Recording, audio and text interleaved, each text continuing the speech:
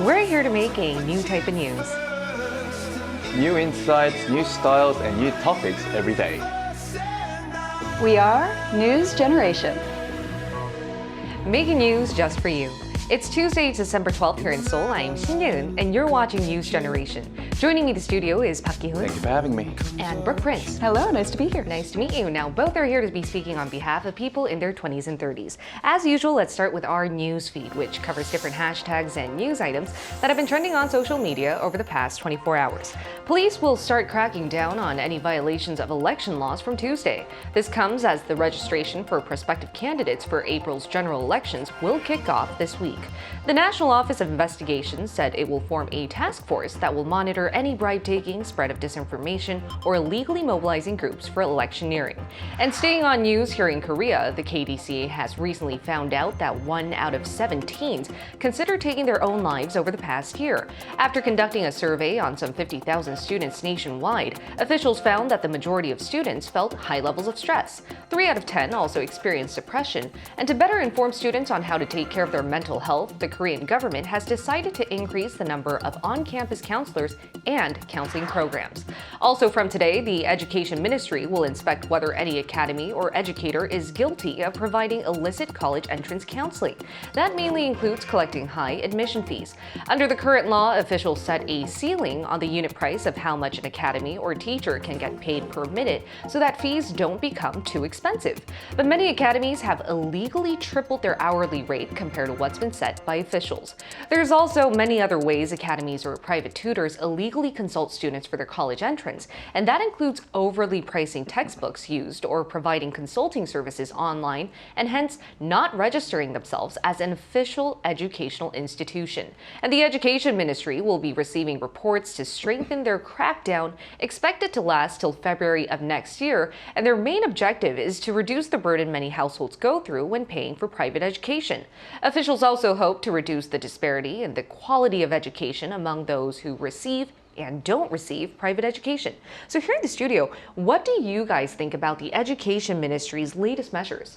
Well, this story reminds me of a very infamous case that happened in the US, the college admissions scandal, where parents were paying coaches to take the SATs for their children. They were also paying to make it look like they were a part of certain sports teams that they weren't. And many people felt that it was very unfair because it was essentially saying, you can go to whichever school you want so long as you have the funds to do so. But that also means that these same institutions aren't accessible for people who don't have those funds. So I'm very happy to hear that Korea is trying to crack down on this and prevent this situation from happening here. Exactly, and I think officials have been really trying to boost up equality when it comes to education, because from this year, even for Suneung, we saw those so-called killer questions be eradicated from the exam, and these killer questions actually required a lot of private education that could be costly. What were your thoughts on this story? Right, so we cannot deny that Korea's education system is one of the toughest and one of the most competitive, especially when it comes to preparing for the college entrance exam called Suneung. I know some private tutors receive ridiculous amounts of tuition fees in the Gangnam district. Kind of like Sky Castle, right? Yeah, the Sky Castle, that drama as well. This is mainly because parents are actually willing to pay that amount if it helps their child to, do a little better than others to make the cut for their preferred university they want to go into. And I think, academies and teachers exploiting this is definitely an issue of fairness. And at the same time, the wealthy receiving extra guidance with, using money is also, another notion of unfairness. So the measures taken by the Education Ministry is definitely heading in the right direction. Yeah, I completely agree. And I would like to point out how you use the word exploit, which really reflects the situation here, because in a hyper-competitive society like Korea, I mean, which parent wouldn't want to spare the extra bucks to get their kids into a really good school? I mean, good school equals good career, and that seems to be explaining the hyper-competitive situation here in Korea. Now, in the meanwhile, that was our news feed for this Tuesday. We're now going to switch gears to our main discussion topic of the day. As of today, all members of BTS have enlisted in the military to fulfill their duties as able-bodied South Korean males. My AI voice secretary with the details. Here in South Korea, all able-bodied men must serve in the military for at least 18 months. This conscription system was established to make sure the country is ready against any potential provocation or aggression from its neighbor North Korea. But over the past few years, there's been fierce debate over whether the K-pop boy group BTS should be exempt from their military duty. Currently, the law allows athletes, classical and traditional musicians and dancers who have elevated the country's prestige to be exempt. Given BTS' global popularity, many have pointed to how the law should now include K-pop singers. Despite rounds of negotiations, the K-pop boy group's label Big Hit Music announced that all members will be enlisting in the army. The septet is expected to get back together and greet their fans as a whole in the year 2025. Ever since K-pop boy group BTS rose to global stardom, many, including not just the public, but also politicians and lawmakers, have actively discussed whether to amend the conscription law, namely by expanding the standards of who can be exempt from serving their mandatory military service. Now, we haven't seen any changes on this front yet, nor does it seem like we'll see any change anytime soon, given that now all 7 members of BTS have been enlisted. And we're going to start here. Kyun, tell us which of the 7 members of BTS were the first to enter the military, and over the past 2 days we've seen 4 of them go in. So tell us about that. And before I say that, I'm really sad that all the members have enlisted. I know. Because you're an army. True army. Yes, Me too. So are you guys, all right? Yeah. Anyway, out of the 7 members, the first to enlist in the army was the oldest member, Jin, in December 2022, followed by JHope in April this year, and then Suga in September as a social service personnel. Now, just yesterday on the 11th, RM and V joined the military, and today the last 2, Jimin and Jungkook, started their mandatory service, completing all 7 members' enlistment. RMV, Jimin and Jungkook are expected to complete their service time in June 2025, and all eyes are on their reunion to begin Chapter 2 of a stronger, more mature and healthy BTS, as the 4 members mentioned through Weverse that they are looking forward to regrouping with better synergy. Right. And after months of talks on amending the conscription law and exempting BTS members from going to the army, the controversy has finally gone out the window, and the only thing left behind is for their return. And we're almost at the end of 2023, and you said they're going to be recombining as a group in 2025. 2025. So around a year and a half, we'll all have to wait as armies here in the studio. But given that, you mentioned how a lot of debate was going on in regards to whether we should be exempting superstars like BTS that have definitely elevated South Korea's image to the world, whether they should be exempt from the military. So let's talk about that public debate and how it has been piling up right even till and even ongoing towards their enlistment. Correct. So I first discovered BTS in 2016 when I came to Korea, actually because I went to a Psy concert. Oh. And at the time, everyone knew Gangnam Style, but K-pop hadn't become really widespread yet. So I didn't know who BTS was, but they opened for him. And I thought, oh my gosh, who are these guys? They're incredible. And so I've been following their rise to stardom this whole time. And so it is kind of sad because they've kind of been a fixture in my life and the Army's lives for so many years now. And now they have to go on this pause, which has sparked huge public debate, like you mentioned. The main issue is people look at BTS, they look at their accomplishments, and they say, well, what more would they need to do to get this exemption? They've had 6 #1 hits on the US Billboard Top 100 chart. They are the first K-pop group to ever be nominated for a Grammy, and they've attended the UN General Assembly 3 times now. The list goes on and on. So people are wondering, if classical musicians and athletes can get this exemption, then what exactly are they doing differently from BTS, since BTS has also brought a lot of good to Korea? And now, of course, there's the other side who say, well, I don't think any of them should be exempt. I think everyone should have to fulfill their duty as it is prescribed by the government. So those are kind of the 2 sides of the debate that we're seeing. Right, 2 of the main arguments surrounding this debate. Would you like to elaborate on that? Yeah, just to add on to what Brooke said, over 60% of the nation were for the BTS members being exempted from the military service. However, many men in their 20s were quite against this proposal for obvious reasons, and as they considered it quite unfair and against the idea of equality. I mean, they did agree on giving them different kinds of benefits and rewards, but not in terms of exemption. So by allowing BTS members exemption, I think all able-bodied men who are waiting their enlistment right now would feel a sense of discrimination and create a further divide between the same age group. So as to this regard, I think BTS members acted accordingly to their global status, now becoming, I guess, more iconic even among the soldiers within the army base right now. Exactly. And as you mentioned, this is a sensitive issue. It is. Whenever we talk about military conscription here in News Generation, we talk about how it's mandatory for all able-bodied men, South Korean men over the age of 18, and it goes for at least 18 months, right?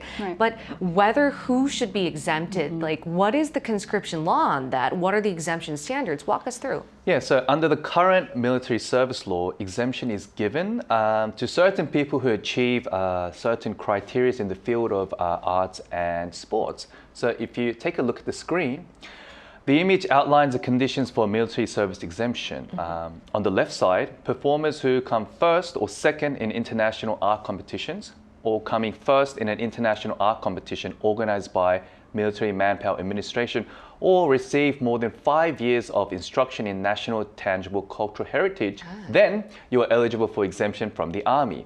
Now, if you look at the right side, if you win an Olympic medal, a gold medal in the Asian Games, you're also exempt from serving in the army. I see. So people who are exempt will only need to receive 3 weeks of basic military training and fill 544 hours of volunteer work to officially fulfill their military duty. Now, the main debate is that there is no such condition that specifically applies to any kind of entertainers, just like BTS. Exactly.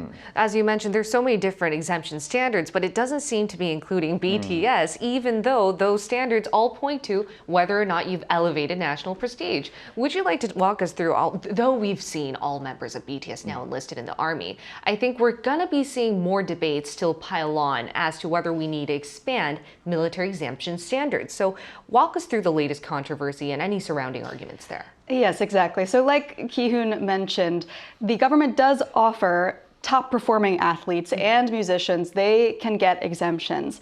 But popular music, people that perform popular music, they are not yet exempt. So people are looking at that and wondering, how exactly do we measure this?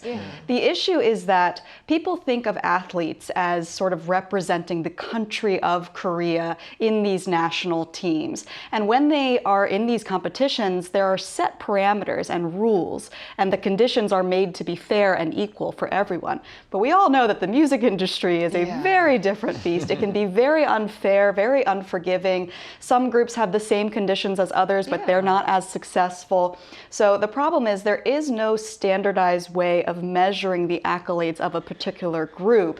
And if we do decide that some groups can get this exemption, you have to ask, okay, well, what accolades do they need? Is it how many stadiums they fill up? Is it how many charts that they top? And which charts should they top? Is it how many awards should they win? And which awards are the most important? Do you have to be nominated for a Grammy in order to get the exemption? So there are all these different factors. I've seen it be thrown around that possibly maybe a point system in the future could be beneficial in this situation, but at this point, it's just too hard to measure, and that's why there has been no streamlined solution as of yet. Right, we've been seeing ongoing flared tensions and debates on this, but we haven't seen concrete results as to whether we should include pop artists like BTS to be exempted. Now, in the meantime, we asked our viewers what they think about South Korea's mandatory military conscription rules and who they should exempt from the service. So here's what 3 of them had to say. Take a look at the screen to find out. Let's start with Tasmia. Tasmia said, I think mandatory military services build character of the soldiers and makes them tougher than before. I learned that from my father who worked in the military for a decade. Go said, when it comes to mandatory military service, there are both drawbacks and benefits to consider. It can be demanding for young adults while it has the potential to cultivate patriotism and national cohesion. Adam said, I think it's necessary coming from the states where they don't require military service. It goes beyond just serving. It teaches people routine, managing time, and respect for others. And I would like to expound upon what Adam just said. Mandatory military service isn't just confined to Korea. It's a relatively global matter that many millennials and Gen Z around the world can relate to. So Kyun, which other countries actually have mandatory military conscription? Believe it or not, there are around 85 countries worldwide. 85? 85 How? that have some form of mandatory military training. Some countries are Taiwan, Greece, Singapore, Syria, Brazil, and Russia. In Israel, both men and women are obligated to serve their time in the army. The service time, enlistment, age, and other different conditions vary from country to country. But in Australia, where I grew up, it is not mandatory, the accent as well, but rather a little competitive because of the benefits the Australian Defence Force provides to the soldiers from, career development, job stability, and even like different travel opportunities. I see. So you can reap more benefits by enlisting. Yeah. I see. Now, what about in the States? Well, yes, as the American, I will explain the U.S. system. We have not had a draft in 50 years. Wow, 50 years. So it has just been volunteer-based since then. And I think that helps kind of build morale because you know that everyone genuinely wants to be there, whether it's because they have a passion for fighting for their country or because they want to enjoy the benefits. Because in the U.S., they provide a lot for you if you join the military. You can get your college tuition covered. There's low or no cost health care that's offered to you. You can get enlistment bonuses.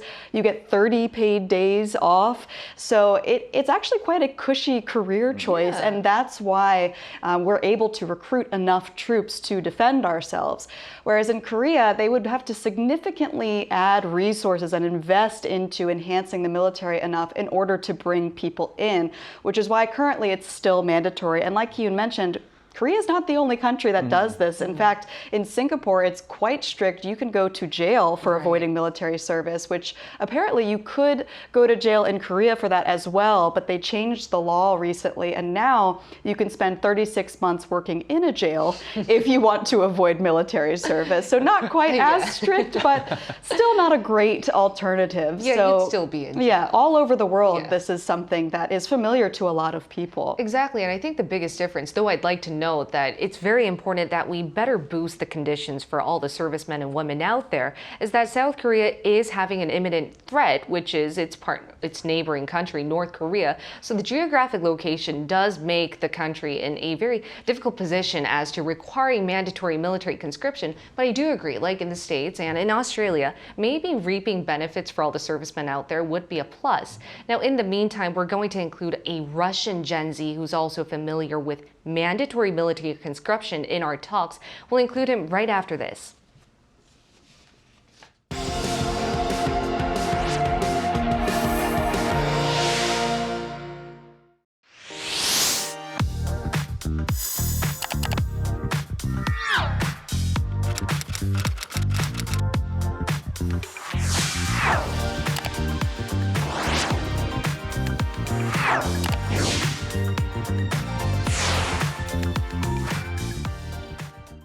We're now going to include another Gen Z in our talks. It's Pavel Konstantinov from Russia. As we mentioned before, Russian men also have to fulfill their military service when they come of certain age. So we're going to find out more about this mandatory conscription system in Russia by talking to Pavel. Welcome, Pavel.